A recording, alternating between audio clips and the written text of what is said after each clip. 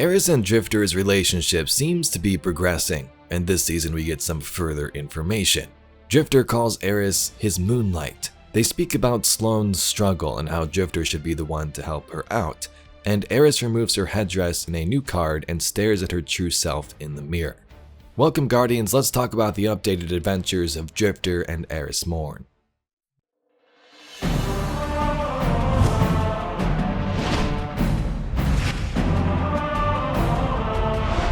It's no secret that Drifter and Eris have been close for some time now.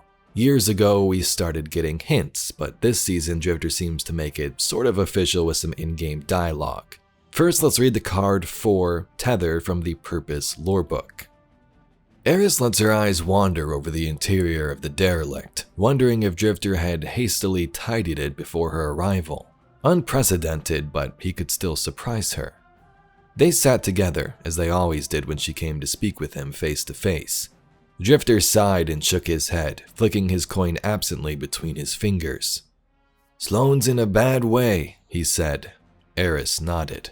"And you believe my speaking to her will be beneficial?" she replied. Drifter shrugged. "Helped a few people already, didn't it?" Eris considered this. "It should be you," she finally answered.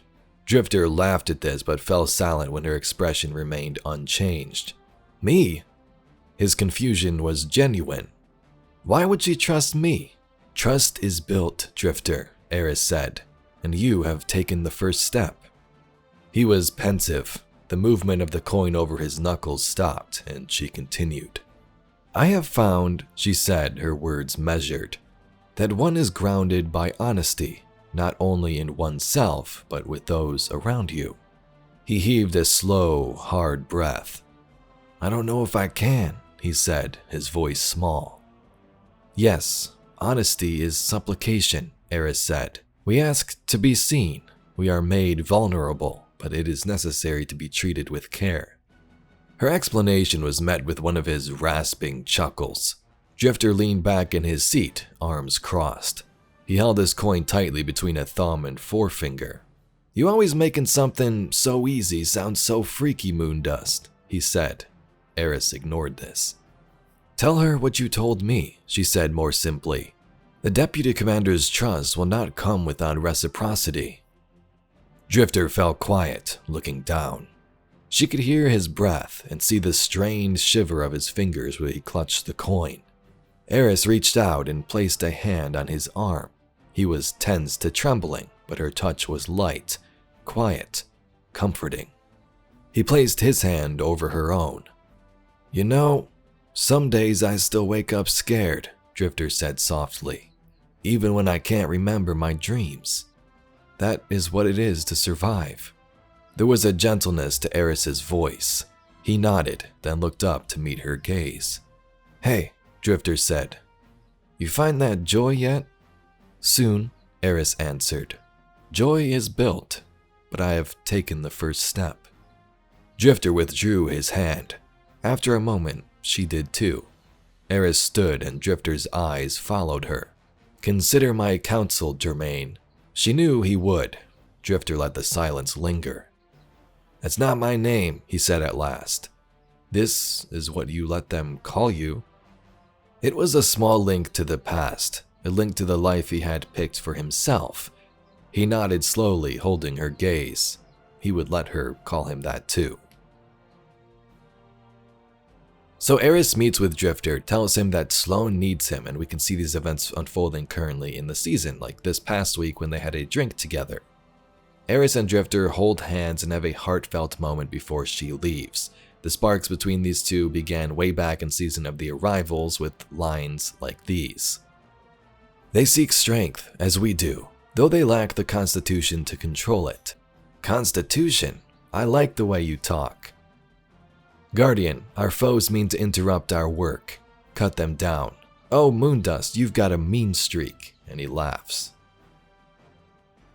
In Beyond Light, Eris contacts Drifter about helping each other out with the impending arrival of the pyramids and whatever darkness entity would eventually show up. "Drifter, while your presence is often irritating and your ogre repellent, you have proved yourself quite knowledgeable regarding our foes. As darkness appeared, you did not flinch. Your assistance during its arrival was greatly appreciated.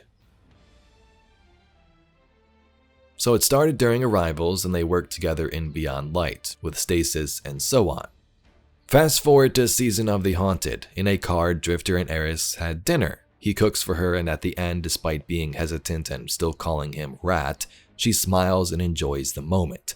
Eris also called him Germain at that point, which is one of the names he's known by. We saw this in the new card as well. For so long, I believed peace was beyond my reach. No more. I have found it in guiding others down the same path that saved me. But I might allow myself to want more than peace. What?